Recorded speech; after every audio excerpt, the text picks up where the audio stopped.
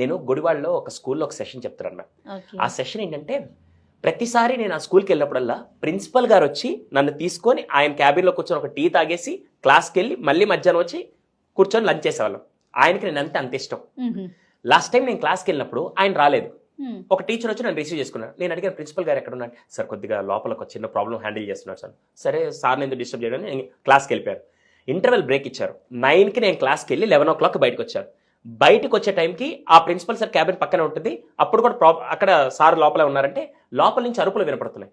ఏంటా అని చెప్పి నాకు ఆ రైట్ ఉందని చెప్పి నేరుగా వెళ్ళి డోర్ ఓపెన్ చేసి లోపలికి వెళ్ళి సార్ లోపలికి రావచ్చా అంటే పర్లేదు సార్ రండి అని వెళ్ళి కూర్చోగానే అక్కడ జరిగిన సిచ్యువేషన్ అంటే ఇటు పక్క ప్రిన్సిపల్ గారు కూర్చున్నారు, ఇటు పక్క పేరెంట్స్ ఇద్దరు ఎవరో కూర్చున్నారు. అంటే జస్ట్ నాన్న పెదనాన్న లాగా ఉంటారు, ఇద్దరు కూర్చొని నాన్న మావయ్య.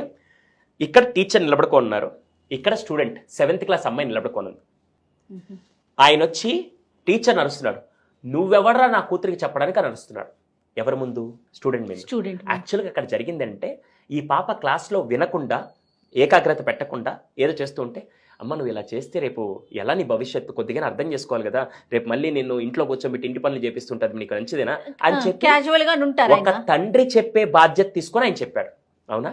ఈ పాప దాన్ని ఇంటికి తీసుకెళ్లి ఒక మసాలా బూస్ చికెన్ బిర్యానీ వండిందేమో మనకు తెలియదు, కానీ మొత్తం చెప్పేసరికి వీళ్ళు వచ్చి ఇన్ని నిలబెట్టి క్వశ్చన్ చేస్తుంటే రేపటి రోజున ఈ టీచర్ నడిచెళ్తుంటే ఆ పాప అక్కడి నుంచి ఏం చేస్తుంది? ఏనే మా నాన్న వచ్చి కింద మీద కడిగేశారంటే ఆ పాప జీవితం నాశనం చేసింది ఎవరు? పేరెంట్సే కదండి. నిర్మమాటంగా ఈ రోజు నుంచి గుర్తుపెట్టుకోండి, ఒక టీచర్ని పాయింట్అవుట్ చేస్తున్నారంటే మీ పిల్లల ఎదుగుదలని మీరే క్వశ్చన్ చేస్తున్నట్టు. ఎవ్వరూ కావాలని తప్పు చేయరు. ఎక్కడో 1000లోనో 1,00,000లోనో కోట్లోనో ఒక్క టీచర్ తప్పు చేస్తే అది అందరినీ తీసుకెళ్లి పాయింట్అవుట్ చేయకూడదు. ఇక్కడ వీళ్ళు ఏం ఫీల్ అవుతారంటే మేము జీతాలు ఇస్తున్నాం కదా, మేము డబ్బులు ఫీజులు కడుతున్నాం, వాళ్ళు జీతాలు తీసుకొని పనిచేస్తున్నారు. జీతాలు తీసుకొని పనిచేయాలంటే చాలా ఉద్యోగాలు చేయొచ్చు, కానీ మనలాంటి జీవితాలు మార్చే పని చేయాలంటే ఒక టీచర్ మాత్రమే చేయగలుగుతారు. 100% అండి. అందుకని అటువంటి టీచర్స్ని మనం కాపాడుకోవాలి.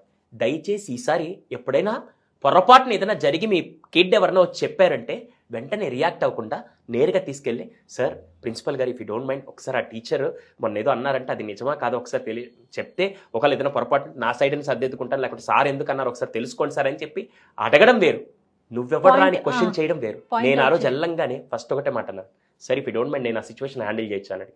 సార్ భలే వాళ్ళు మీరు మన స్కూల్కి రెగ్యులర్గా వస్తారు కదా, ఫస్ట్ ఆ పాపను బయట పంపించాడు. మీకే ప్రాబ్లం ఉన్నా ప్రిన్సిపల్తో అడగాలి, కానీ స్టూడెంట్ ముందు టీచర్ని అడిగే హక్కు మీకు లేదు. ఇలా ఈ మధ్య చూసే సందర్భాల్లో టీచింగ్ ప్రొఫెషన్కి రావాలంటే కూడా చాలామంది వదిలేసి వెళ్ళిపోతున్నారు. పైగా ఈ టీచర్ అనే వాళ్ళు నార్మల్గా అందరూ వచ్చి ఈ ప్రొఫెషన్లో చేయలేరండి. ఎందుకు చెప్పండి? ప్యాషనే. ఇప్పుడు నేను ఫ్యాషన్ డిజైనర్ అనుకోండి, కెమెరా ముందు వర్క్ చేస్తాను. నేను ఒక ఆటోమొబైల్ ఇంజనీర్ అంటే మెషిన్స్తో వర్క్ చేస్తాను. కానీ టీచర్ ఎవరితో వర్క్ చేస్తారంటే మనుషులతో చేయాలి. మనుషులతో పనిచేయాలంటే ఎనర్జీ కావాలి, మనుషులతో పనిచేయాలంటే ప్యాషన్ కావాలి. మెషిన్స్తో పనిచేయాలంటే ఏం అవసరం లేదు. నేను ఏడ్చినది పట్టించుకోదు, నేను నవ్వినది పట్టించుకోదు. సో ఇది చాలా చాలా ఇంపార్టెంట్ అండి. సో దయచేసి ఈరోజు సుమన్ టీవీ ద్వారా ఈ మెసేజ్ని అందరికీ షేర్ చేయాలనుకున్నాను. మీరు మంచి టాపిక్ రైస్ చేశారు, గూగుల్ వర్సెస్ గురువు. ఈరోజు చాలా మంది అరే గూగుల్ని అడగరా అంటారు. గూగుల్ని అడగడం కాదు, ఫస్ట్ గురువుని అడుగు. గురువు తెలియకపోతే గూగుల్కి వెళ్ళని చెప్పి తల్లిదండ్రులు గైడ్ చేయాలి. లేకుంటే ఏడొచ్చి మళ్ళీ సార్ అంతా ఇక్కడ ఉంది సార్ మీరెందుకు అని చెప్పే విధంగా ఎప్పుడు మాట్లాడకూడదు. పైగా ఎప్పుడైనా టీచర్ ఏదన్నా అన్నారని లేకుంటే వాళ్ళ స్కూల్లో ఏదైనా జరిగిందని చెప్తే మీరెళ్ళి దయచేసి టీచర్ని క్వశ్చన్ చేశారంటే మీ పిల్లల భవిష్యత్తుని మీరే క్వశ్చన్ చేసినట్టు. అంతే. దయచేసి ఆ ఒక్క విషయం సుమన్ టీవీ ద్వారా మీ అందరినీ కోరుకుంటున్నాను. మనకి టీచర్స్ స్కేర్సిటీ కానీ ఇప్పుడు నేను టీచర్స్కి సపోర్టింగ్గా మాట్లాడలేదు, మీకు అగెయిన్స్ట్గా మాట్లాడలేదు, కానీ రాబోయే కాలంలో జరగబోయే సమస్య గురించి నేను ఫోకస్ చేస్తున్నాను. కావాలంటే మీరు వెళ్ళి మీకు దగ్గరలో ఉండే స్కూల్స్ అన్నీ అడగండి. నేను జీతం ఎక్కువ ఇస్తానన్నా క్వాలిటీ ఫ్యాకల్టీ దొరకట్లా, ప్యాషనెట్ టీచర్స్ దొరకట్లా. అలా ఉండే ఆనిముత్యాలని మనం ఎందుకు వదులుకోవాలి? చాలా మంది గురువుకి ఇవ్వాల్సిన గౌరవం, ఆ ప్రాధాన్యత ఎప్పుడూ తగ్గకూడదు. అది మనం చేయగలిగితే గూగుల్ వర్సెస్ గురువు కాకుండా గురువు స్థానం గురువుదే, గూగుల్ స్థానం గూగుల్దే.